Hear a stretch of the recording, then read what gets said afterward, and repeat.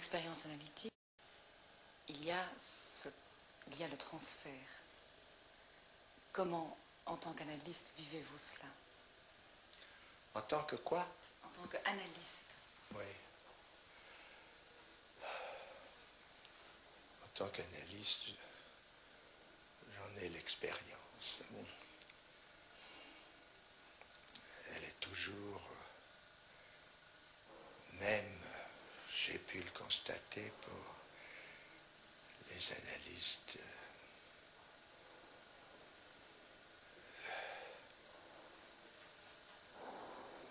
les plus chargés, justement, d'expérience.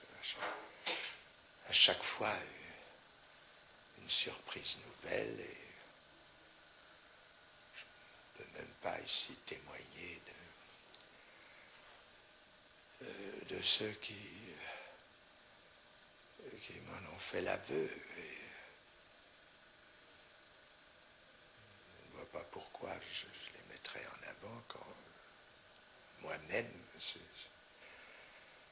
ce que j'ajouterais à leur témoignage, c'est que pour moi aussi c'est un sujet d'émerveillement, mais ça ne dit en rien ce que où chacun peut situer enfin cette manifestation si sensible et si étonnante à voir dans une expérience que j'ai définie à l'instant par quelque chose qu'on ne se méprenne pas. Ce n'est pas la diminuer que de dire qu'elle est marquée d'un certain nombre d'artifices. Ce n'est pas du tout une raison pour penser que le transfert est lui-même artifice. C'est bien sûr là beaucoup d'analystes s'abriteront, dirais-je, parce que la vérité, la surprise n'est jamais sans provoquer aussi un effet de terreur. S'abriter derrière la motivation artificielle du transfert pour penser qu'après tout ce n'est qu'un artifice, c'est se mettre à l'abri de quelque chose qui, on le comprend, peut paraître lourd. Parce que comme Freud, lui, ne manquait pas de regarder en face, il n'y a aucune distinction entre le transfert et l'amour. À partir de là,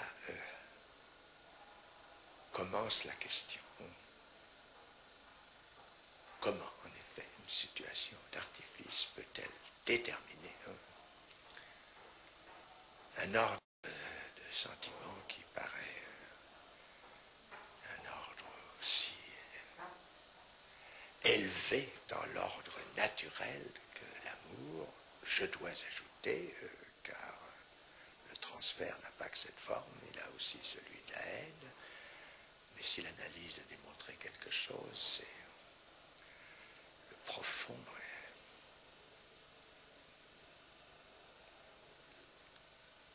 étroit accolement de l'amour et de la haine.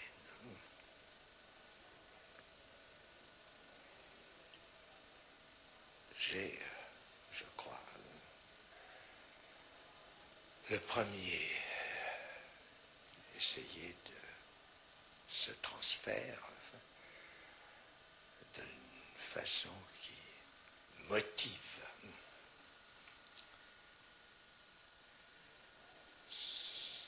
l'ordre élevé de son phénomène. Je l'ai inscrit sous la rubrique de ce que l'analyste se trouve effectivement dans l'expérience analytique occupé comme place, et je l'ai épinglé de termes faut accueillir, même sous la réserve de cette ambiguïté dont je parlais tout à l'heure, le sujet supposé savoir. Quelle est la relation d'un sentiment tel que l'amour avec une formule de l'ordre du sujet supposé savoir? C'est assurément ce qu'il est tout à fait impossible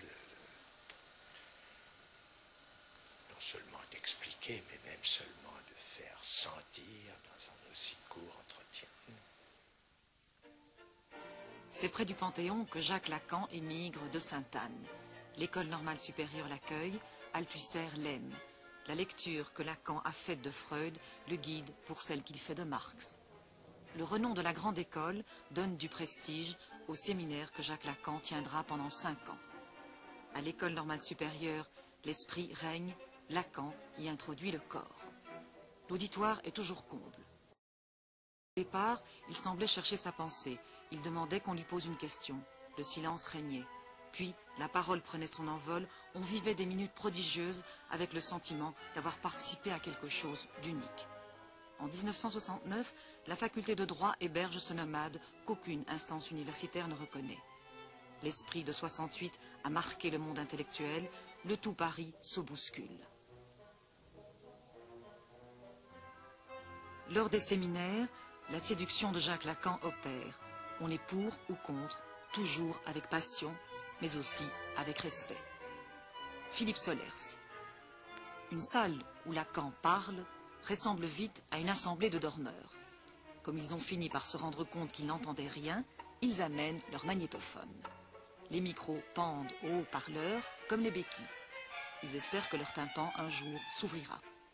Pour plus de sûreté, les voilà penchés sur leurs notes. L'objet petit a, le grand autre, le S barré, le tort, le fil de la jouissance phallique, le signifiant maître viennent se bousculer sur les cahiers d'écoliers. Il n'y a pas de rapport sexuel. La femme n'existe pas. La femme n'est pas toute. Les formules négatives, verbalisées, répondent au schéma écrit, affirmé. Tout un art de la répétition, du piétinement, de l'effort mimé, de l'épuisement, du retour en force. Lacan, c'est de la lenteur ponctuée, du soupir, de la passion tortueuse, de l'envolée, de l'anecdote, de l'argot, de la moquerie, de l'insulte, du tonnerre intermittent, du pinaillage à n'en plus finir, de l'ennui massif, du mot d'esprit, du calembour et de la calembredaine, du sublime. L'étonnant est que ça donne comme la nervure exacte d'un gai savoir. Certains psychanalystes disent détenir la clé du normal.